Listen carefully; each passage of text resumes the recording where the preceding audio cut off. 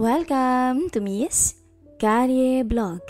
Samahan niyo po akong pakinggan ang istoryang ibabahagi namin sa inyo. Ako si Chad, 39 years old, moreno at matangkad. Isa na rin akong supervisor sa isang marketing company ngayon dito sa Maynila. Gusto kong i-share sa inyo ang kwento ko tungkol sa isang babaeng minsan ay bumulabog sa aking pagkatao noong nagsisimula pa lang akong mag-work bilang regular na empleyado sa Maynila. Kung hindi nga lang siya may asawa na noon, ay baka siya ang naging misis ko ngayon. Sa tuwing dadaan ako papunta sa aking cubicle office, hindi ko maiwasang lingunin si Monique. Hindi ko mapigilang tignan ang maamo niyang mga mukha habang tumitipa sa keyboard ng kanyang computer. Minsan humaharap at ngumingiti siya sa akin. Siguro masyado lang akong nangangarap sa kanya dahil minsan napapansin ko rin siyang nakatingin sa akin. Yung tingin na para bang sinusukat ka. Ewan, baka nga umaasa lang ako. Si Monique ay may asawa. Subalit maganda pa rin at hindi mapagkakamalang may anak na. Sakto lang ang height niya. Maputi at makinis ang balat. Cute, ika nga. Madalas siyang biruin naming magkakaopisina, lalo sa tungkol sa buhay asawa. Minsan, habang nasa baba kami ng aming opisina para magyosi, nagkabiruan. Yosi pa rin kahit sinisipon ka na. Wika ni Manuel kay Monique na isa naming kaopisina. Kasi magbibihis ka agad at huwag kang tatapat sa electric fan pagkatapos yun ng asawa mo. Biro ko naman kay Monique sabay tawanan namin ni Manuel. He? Sagot lamang ni Monique at sabay tapi katulak sa akin. Sa gulat ko, pinilit kong sinalag ang kanyang palo. Hanggang sa di ko magawang masalag ang mga yun. At ma-out of balance ako, kaya aksidente kong nahila ang braso ni Monique, kaya pares kaming tumumba sa sahig. Namalayan ko na lang na nakayakap na pala ako sa bewang niya, habang magkalapit ang mukha naming dalawa. O ayan, nasampulan ka na naman. Tanging pulalas ni Manuel ang makita kaming tumumba. Buti na lang, hindi niya binigyang mali siya yun. Oo nga. Tsaka ako hinigpitan ng bahagya ang pagkakayakap ko kay Monique, pero hindi niya yata napansin. Tiningnan ko lang ang mukha ni Monique at siya ay natigilan din. Walang imik na tumitig din sa akin. Ayan, lagot ka at natahimik tuloy si Monique. Ang sabi ni Manuel dahil napansin na rin niya yata ang pagkawalang imik nito. Tara na nga, ang tanging sinabi na lamang ni Monique. Sabay tayo at sabay-sabay na kaming umakyat. Pagbalik ko sa office, hindi pa rin naaalis ang imahe ni Monique sa aking isipan nung natumba kaming pareho. Sapat na ang galit na yon para mademonyo ang isip ko. Nagawa kong mag-isip ng mga kalokohan habang pinipilit kong magtrabaho. Kung ano-anong eksena ang pumapasok sa isip ko, pero isa lamang ang kabuuan nito. Sana magkaroon ng pagkakataon na madala ko siya minsan sa kama. Simula noon, tuwing dumadaan ako sa cubicle niya, nagkakatinginan na kami. Ako, nagkukunwaring walang kahulugan yun, kaya pangiti-ngiti lang. Minsan, nasa baba ulit kaming dalawa lamang para sa isang 10 minutes break. Kinumusta ko ang buhay may asawa niya. Ayun, mahirap. Dalawa ang inaalagaan, sagot niya. Dalawa? Tanong ko. Yung isa masarap alagaan dahil cute. Yung isa naman malaki na pa-cute pa rin, sabi niya. Natawa na lamang ako. Nalaman ko na ang asawa niya ay pa-extra lang sa trabaho at umaasa sa nanay kung may kailangan. Kaya ikaw, pipili ka ng mabuti ng mapapangasawa mo. Pangangaral niya sa akin. Opo ate, sagot ko naman. Anong ate? Mas matangkad at mas mukhang matanda ka nga sa akin. Nakangiting sagot niya. Totoong mas matangkad ako sa kanya. Halos hanggang balikat ko lang siya. Pero hindi na yata ako makakapag-asawa. Kasi, taken ka na. Sinadya akong sabihin yon para tansyahin kung magagalit siya. Natawa lamang siya sa sinabi ko at tanging sagot niya, pasensya ka na. Meron nang nauna. Pwede pa naman sigurong humabol. Hindi naman ako siloso eh. Dugtong ko. Natawa na lang kami pareho at hindi na siya sumagot pa. Hindi na rin ako humirit at iniba ko na lang ang usapan. Kung baga sa sugal, good na. Baka may masabi pa ako at maging iba pa ang timpla ng usapan. Sapat na ang aking malaman na hindi siya nagagalit sa mga sinasabi ko. Alam ko na ngayon na pasado ako sa tipo niya at pumuputuloy sa isip ko na baka pwedeng maisakatuparan ang aking hinahangad. Merong posibilidad, ika nga. Ang posibilidad na to ay dumating noong nagkaroon ng birthday celebration ang isa naming kaopisina na babae. Siyempre, kabilang kami ni Monique sa mga niyaya sa bahay ng birthday celebrant. Karamihan ng niyaya ay babae. 7 babae at 3 lamang kaming lalaki. Yung isa ay boyfriend pa ng isang kasama namin, kaya 2 lang talaga kaming single kumbaga. May kaunting kainan at pagkatapos nito kumuha na ng inumin at pulutan. Branded gin. Kaya pala ilang lalaki lang ang pinili dahil ayaw nilang mabiro sa opisina na gin bulag ang iniinom nila. Ako ang naging tanggero at magkatabi kami ni Monique sa isang sofa. Panayang biruan at usapan habang umiikot ang baso. Ang usapan lang namin ni Monique ay tungkol sa kung ano ang kwentuhan sa lamesa. Hindi ako makatsyempo kaya naghintay na lang. Sinadya akong bilisan ang ikot ng baso at makaraan ng 2 bote, halatang tinamaan na ang iba. Sa oras na yon, medyo nakasandal na si Monique sa aking kanang balikat. Hindi maiwasang magdikit ang katawan naming 2, kaya iba ang naging epekto nito sa akin na tumupok sa akin bilang lalaki. Sa katagalan, lasing na ang karamihan at nagkayayaang umuwi na. Karamihan ay dalaga at nakapagpasyahang doon na lamang matulog kina Leslie, ang birthday celebrant. Si Monique naman dahil sa may pamilya ay pinauwi nila. Hatid mo sa may sakayan bago ka umuwi, Chad. Ang utos ni Leslie sa akin na lasing na rin. Pareho naman kami ng gawin ni Monique kaya ibababa ko na lang sa kanila. Sagot ko. Bigla akong naisip na maaaring kunin ko na yung pagkakataon na yun. Akong bahala sa kanya. Sigaw ng aking isipan. Sa daan, hirap nang lumakad si Monique dahil sa kalasingan. Nakakapit na siya sa kaliwang braso ko bilang suporta. Halos nakayakap na rin siya sa akin dahilan upang madikit ulit kaming 2. Talagang nademonyo na ako ng oras na yun. Gusto ko na nga siyang buhatin dahil maliit nga lang siya. At dalhin sa isang madilim na lugar para sa matagal ko nang pinapangarap. May takot lang ako na baka magpumiglas at magsisigaw siya sa daan. Sa kulungan ang punta ko kapag nagkaganon. Nakakuha kami ng taxi at halos humilata na siya sa upuan. Bagya siyang nakasandal sa aking tabi. Nakapikit siya kaya pinagmasdan ko ang kanyang muka. Ilang hibla rin ang kanyang buhok ang nasa kanyang muka. Marang inaplos ko ang kanyang noo patungong pisngi upang isaayos ang kanyang buhok. Pinagmasdan ko ang kanyang katamtamang tangos na ilong. Makinis na pisngi at manipis na labi.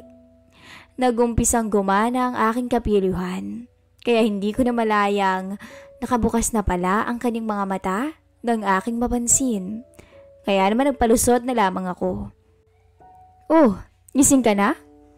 Ayusin mo yung buhok, para ka na kasing bro sa ayos mo eh, sabi ko. Ngumiti lamang siya at sinabing, lasing na yata ako. Hindi ako pwedeng umuwi ng ganito. Pababa muna tayo ng tama. Suhestyon nito. Biglang iglap, bumuo sa isip ko ang isang bagay kung saan ko siya dapat dalhin. Bahala na pero ito na ang pagkakataon. Sinabihan ko ang driver kung saan dapat pumunta. Lumabas ang taxi sa EDSA sa bandang Krami. "Saan tayo pupunta?" tanong ni Monique.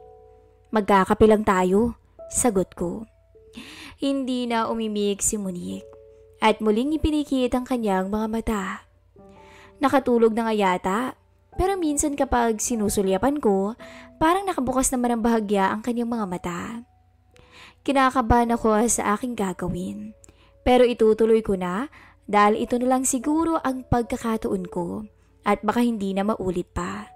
Sabi nga nila, it is now or never. Nang dumating kami sa isang munting hotel kung tawagin ko, binayaran ko agad ang taxi driver. Ginising ko si Monique at sinabing, "Tara, magkape muna tayo." Parang hilo at mabagal na lumabas ng taxi si Monique. "Lasing na nga talaga to," sabi ko sa sarili ko. Kailangan ko siyang alalayan sa bewang para makatayo. Suot niya ang blusang maiksi na uso noon sa mga kababaihan at itim na hapit na pantalon. Nasa uso ang litaw ang kaunting kutis sa pagitan ng bulsa at pantalon ng mga babae. Doon ko siya niyaka para maalalayan patungo sa kwarto, pero para akong mababaliw sa malambot niyang bewang. Medyo kinakabahan ako at may halong pagtataka dahil parang hindi siya nakakahalata sa mga pasimple ko. Baka nga sobrang kalasingan lang, yun ang inisip ko. Pagkarating sa kwarto, inihiga ko siya sa kama. Halos bumagsak siya nang ilapag ko siya. "Nasaan tayo?" Malambing na tanong niya. "Humiga ka muna at ikukuha kita ng kape," sagot ko. Tumungo ako sa CR at binasa ang aking panyo. Piniga ko to at muling bumalik sa higaan. Medyo nagtaka ako dahil medyo maayos na ang kanyang pagkahiga dahil nakauna na siya noon. Samantalang kanina, halos nakatagilid lang siya at nakalaylay pa ang mga paa. Lumapit ako sa kama at umupo sa may isang tagiliran at dahan-dahang pinunasan ang kanyang muka. "Ano ba yan?" reklamo niya kahit nakapikit ang mata. "Pinupunasan ka lang para mawala yung tama mo," sagot ko. Muli siyang tumahimik at hinayaan akong punasan ang kanyang muka at mga braso. Tinanggal ko ang kanyang mga sapatos at pinunasan ko pati ang kanyang mga paa. Isang buntong hininga lang ang narinig ko sa kanya. Tulog na siguro to. Itinabi ko ang panyo at napahaplos ako sa kanyang pisngi. Sa may punong tenga, patungo sa kanang braso. Pero wala pa rin siyang imik. Kaya naman lumakas na ang loob ko. Sa puntong yon, medyo kinabahan na ako. Hanggang sa tuluyang kalasin ko ang mga butones sa harap ng kanyang blusa. Isa-isa ko tong kinalas. Pagkatapos ng huling butones, hinawi ko ang blusa niya. At sa puntong yon, nasilayan ko ang magandang tanawin na noon ko pa gustong masilayan. Namangha at nanggigil ako lalo kay Monique dahil talagang papasa pa siya bilang dalaga kung itsura lang ang basihan. Hindi ko mapigilang mapangisi habang pinagmamasdan ng kanyang kabuoang ganda nang bigla akong nagulat nang may nagsalita. "Ano? Pagmamasdan mo na lang ba?" Saad ni Monique na nakangiti. Napalingon agad ako sa mukha ni Monique at mulat na mulat ang kanyang mga mata. Gising na pala? Kanina pa kaya siya gising? Ilang sandali lang akong napatigil para malaman ang sagot. Mabilis kong hinawakan ang kanyang pisngi at lumapit upang suyuin siya ng matamis na halik. Akala ko aangal siya, ngunit kusa siyang tumugon sa akin.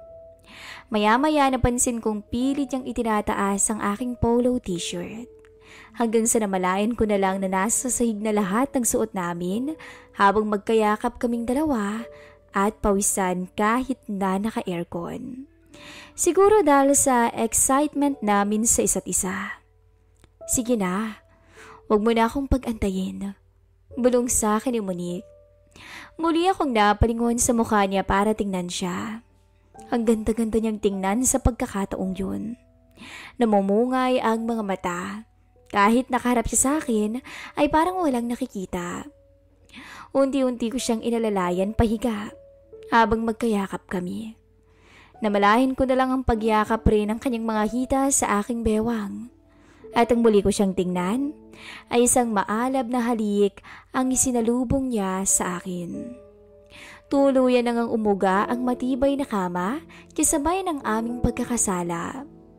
Nagkasala dahil may asawa at pamilya na siya. Pero hindi namin naisip yon ng mga oras na yun. Dahil ang nasa isip lamang namin ay enjoyin ang sitwasyong meron kami. Kita ko kung paano ang reaksyon niya na halos mabaliw na sa akin. Pigil ang kanyang mga boses at napapakagatlabi na lang si Monique ng mga oras na yun. Para kaming mag-asawa that time na walang iniisip kundi tahakin ng rurok. Napakaswerte ko noon dahil natupad ang matagal ko ng pangarap. At sa 3 oras na magkasama kami sa kwarto ay halos ayaw na naming magpaawat pa at umuwi sa kanya-kanya naming tahanan. Wala kaming iniisip kundi pansariling kasiyahan lang.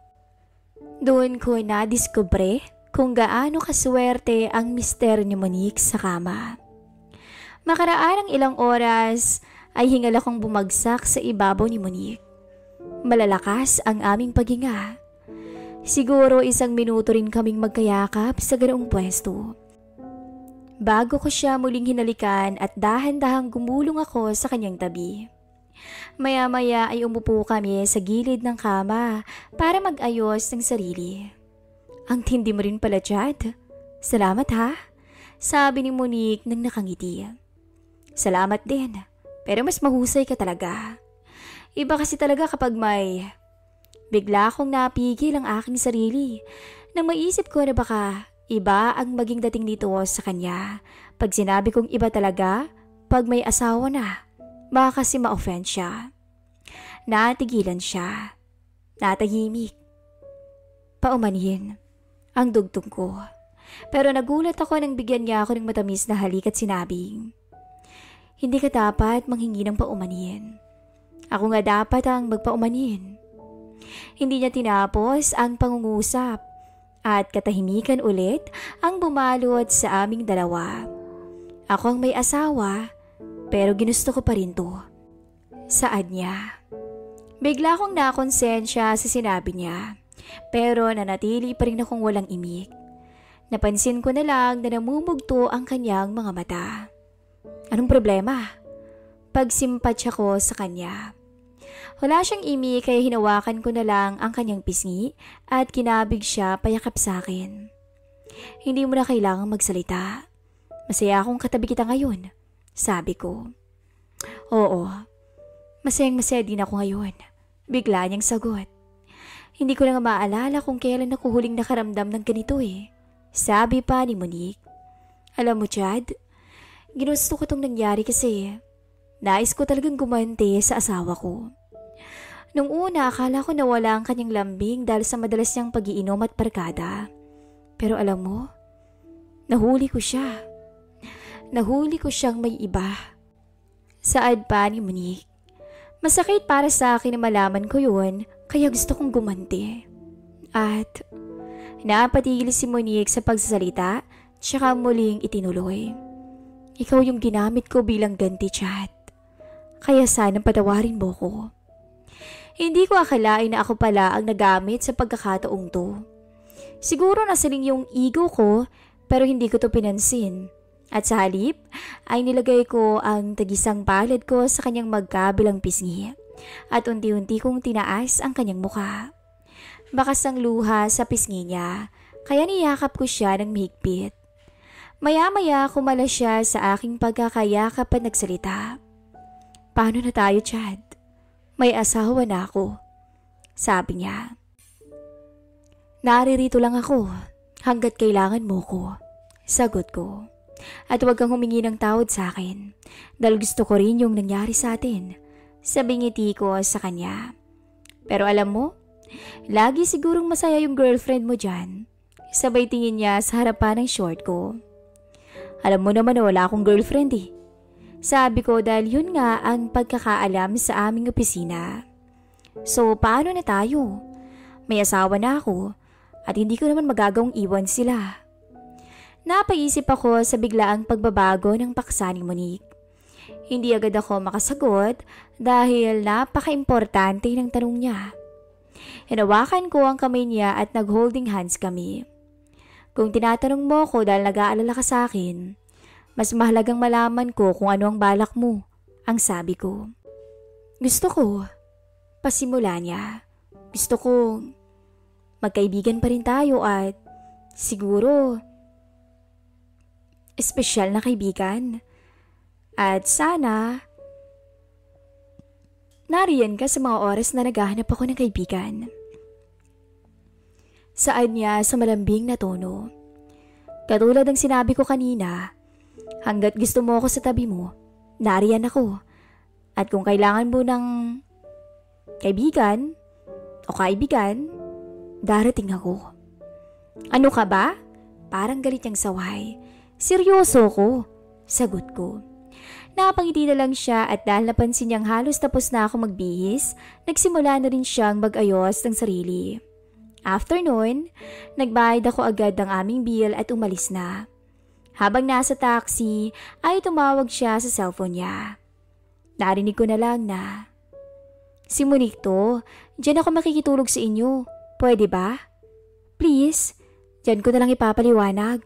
Kapag tumawag si Mike, sabihin mo nariyan ako. Pero ayoko makipag-usap sa kanya. Mamaya ako na lang ipapaliwanag. Sige, thank you. Salamat talaga. You're my best friend. Bye. Sabi niya at binaba na ang cellphone. Bababa na ako, Chad. Doon na muna ako sa kaibigan ko tutuloy. Sabi niya at hindi na ako umimik pa at tumango na lang. Kumuha nga kami ng isang taxi at sumakay siya ron. Ayaw na niya akong sumama pa sa oras na yun. Huwag na. Mas mahabang paliwanagan kapag nakita ka ng best friend ko. See you at the office tomorrow. Hindi na ako nagpumilit sumama at nagpaalam na lang din ako sa kanya. Nag-kiss kami bilang goodbye at siya ay bumulong sa akin. May overtime kami sa Saturday. Meron ka rin bang overtime? Aking kaibigan? Malambing niyang sabi at kita ko ang matamis niyang ngiti sa kanyang labi. Hindi ko na sinagot ang tanong niya at umalis na ang taxi. Umuwi na rin ako para magpahinga. Siguradong makakatulog akong nakangiti. Lumipas ang maraming taon. Hanggang sa mapromote ako, ay di pa rin kumukupas ang kakaibang relasyon namin ni Monique bilang magkaibigan. At masasabi kong hanggang dun lang talaga kami. Hanggang dito na lang po ang ating istorya at sana'y nasiyahan kayo.